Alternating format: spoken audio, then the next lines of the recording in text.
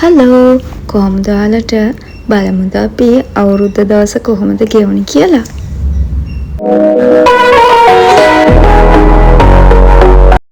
ඔන්න ඉතින් අපි අද උදේම නැගිට්ටා. මේ නම් 5යි ගානට විතර ඇති.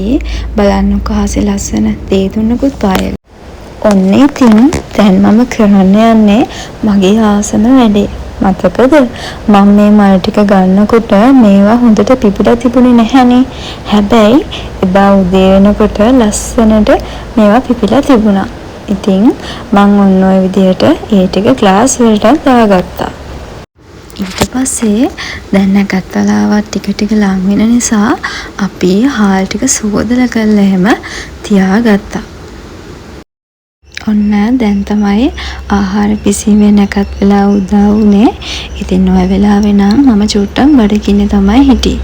ඉතින් අපි රස කිරිබතකුත් හදාගත්තා. ඔන්න ඉතින් දැන් නම් අපි හදාගන්න යන්නේ රස සීනි සම්බල් එකක්. ඉතින් කිරිබතට රස සීනි සම්බල් එකකුත් තියෙනකොට හරිම රසයි. ඔයගොල්ලෝ සීනි සම්බල් එක්කද කිරිබත් කන්නේ? ඉතින් අපි සීනි සම්බල් එකත් එක්කම ලුණු මිරිසකුත් හදාගත්තා. ඔන්න ඉතින් දැන් තව නැකතක් ගෙන්න ළඟ නිසා මං ටක් කාලා ගිහින් මල් චුට්ටකුත් කඩාගෙන ආවා. මේක ඉතින් මං හැම අවුරුද්දකම කරන වැඩක්. ඒ තමයි ආහාර අනුභවයට කලින් පහන තියන එක.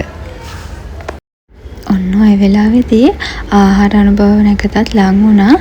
ඉතින් බලන්නකෝ අපේ අවුරුදු කෑම මේසෙ ලස්සනයිද කියලා. ඔන්න දැන් නම් අපි කන්න තමයි හදන්නේ. ඉතින් මේ වෙලාව වෙනකන් හරීම ආසාවෙන් තමයි බලන් හිටියේ.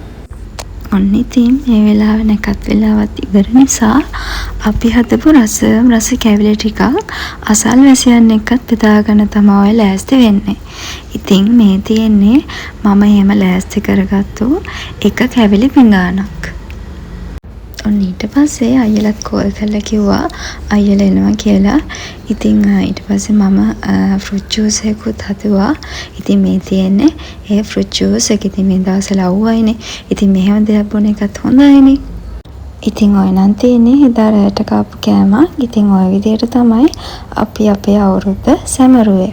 ඉතින් ඔයාලටත් සුබ අලුත් අවුරුද්දක් වේවා. ඉතින් පරිස්සමෙන් ඉන්න. Thank you for watching. See you in my next vlog. Love you all.